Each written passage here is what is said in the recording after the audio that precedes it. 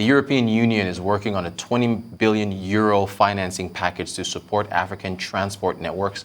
The bloc's package is also aimed at energy, digital, education, and health projects to counter China's reach in the continent. Member states, a Bloomberg report disclosed, however, have yet to commit the financing the infrastructure plans require, according to officials familiar with the discussions. Nigeria was notably absent from the draft list of beneficiaries that included Senegal, Cote d'Ivoire, Egypt, Morocco, and Kenya.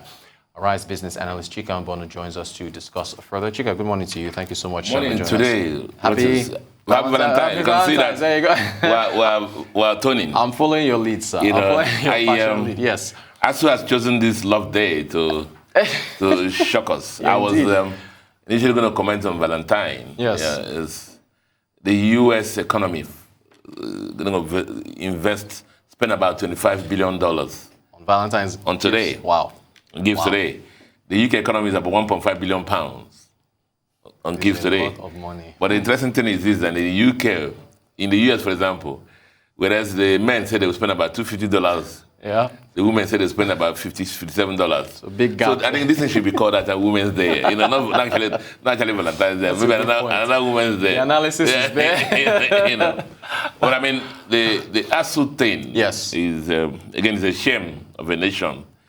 And I've talked several times about it in this program that, the Minister of Education and all the government people should engage ASU and then try to understand what the issues are and try to meet their needs. And I've even had times to make some personal phone calls to one or two of the ministers of education on this issue, because each time I see the news, and I just wonder where lies the power of negotiation. Where lies the power of transparency? Where lies the power of being candid and open? Because those are kind of things that ASU have said that the government has been leading them on. The government has not been transparent in the process, and sometimes when you listen to the ministers of education, whether the core minister or the minister of state, there's a bit of I don't know what lack of candor in the way they address some of these issues. And it's sad again that remember how long our key children have lost in the education system. They thought the semblance of stability is coming back, and then they're going to go back on strike again and say this is going to be total and comprehensive. So it's very sad, and I'm hoping that again, like in a country, the executive side, have left a lot of things to the National Assembly. Yes. Hoping that the House of Reps will normally lead into these things, and maybe the Senate will also intervene to make sure that children go back to school, and this strike is called off quickly. I should have thought also that in making the budget for 2022, the two houses should have taken into consideration the terms of the agreement of ASU and incorporated it in the 2022 budget, and then make sure that the needs of ASU are addressed. Why go sign agreement? It looks chicanery for me for you to go and sign an agreement without any gun on your head, and then shortly after that you start telling us that the agreements you signed are unrealistic, or sign under duress for the government. It lacks seriousness. And I'm hoping that everybody will come down to the level and address this issue. Our children should not be at home. Right. When they're home, a lot of things happen. Right. They're getting into so many problems. And we already know what's happening in the country. And I hope sanity will prevail, and sense and the love of the nation will prevail, and the parties come together and make sense out of this. Indeed, before I leave, ASU warned and gave the government so much ample notice. So I'm surprised they let this happen.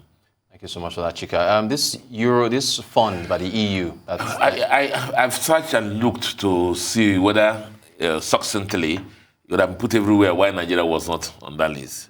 Let me still hope that, because they say that the discussions are still ongoing, that our name will be on that list. Let it not be that our usual failings to wit, lack of the complaint about the judicial system, inconsistency in government policies, and other things that limit FDIs. We hope that those things have not caught up with us and make us miss these opportunities. It's always difficult for a population of 200 people, in every sense, the most educated in Africa, who have everything, and then people, all these countries leave us to go and make investments in other places. It's always so painful. And I'm hoping that, this time around, it's not permanent, we don't lose it. And the government, even though they are marking their time to exit current government in power, will work towards making sure that, we don't lose out on this EEC grant. EC grant. I'm told that there's EC, an African seminar that's going to hold on November 16th to 18th. I hope we'll have the highest level of representation there, articulate representation, vocal representation there, that justify why we're called the giant of Africa.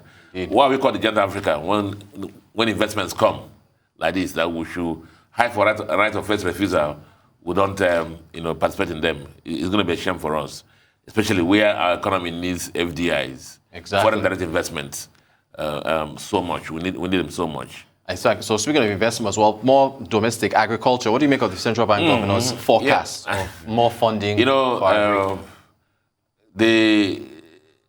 made a success. The central bank, the country has made a success in some of these commodities already. Even though when you go through the press, sometimes you see some things on rice, and people are going to talk the rice pyramids. The kind of controversies that came up initially, but they're for real, because if you look at the number of mills that have come up, the rice mills have come up since the CBN and corporate program come in play. If you look at the amount of rice production, 4.5 million tons before, now almost double that. That's substantial. And somebody will ask me, is it only money that these farmers need? Yeah, of course, money has been a major limiting factor. If you looked at the distribution of credit in the banking system before, agriculture was about 3% suffering. But now that has more than doubled. And so the major limiting factor has been money. But also you also know the other issue, security, is another element in that. Logistics is another element in that. But most importantly, also that's one of these things that we produce in the country, with the credo that we produce what we eat and eat what we produce, we must make sure, I keep saying in this program, that security agencies will make sure that the cheaper and maybe some quality substitutes are not smuggled into our country. It makes a mockery of our rice programs if volumes and volumes of rice are still smuggled into our country, or other commodities. Even when we talk about flour, or sugar, it was a major problems too. Low quality sugar are being smuggled into our country. Palm oil, you go to some supermarkets, you see imported palm oil. Things that we produce make here in such quantities. So the security agencies must up their ante and work towards ensuring that they protect. It's an economic crime, actually. Smuggling is an economic crime. And nobody should collude with smugglers to hurt our economic system. And so in addition to the funding that CBN is providing, which is major limiting factor, these other things need to be addressed to ensure that success in the total success in the agricultural value chain. Fantastic. Check just about a minute ago, the solar fund, the similar venture. Apart from the fact that the whole world is moving towards renewable energy, it's easier to deploy. A typical the power system that where the gas driven and so on and so forth, by the time the gas turbines are manufactured and whatever, it takes a lot of time. But the renewable, the solar systems are easier to deploy, cheaper to deploy, especially for the hinterlands. And so this is very commendable too. Fantastic. Arise Business Analyst Chika Mbonu. Chika, as always, thank you so much for joining us to discuss headlines. Happy Valentine's Day again. Happy Valentine's Day, sir.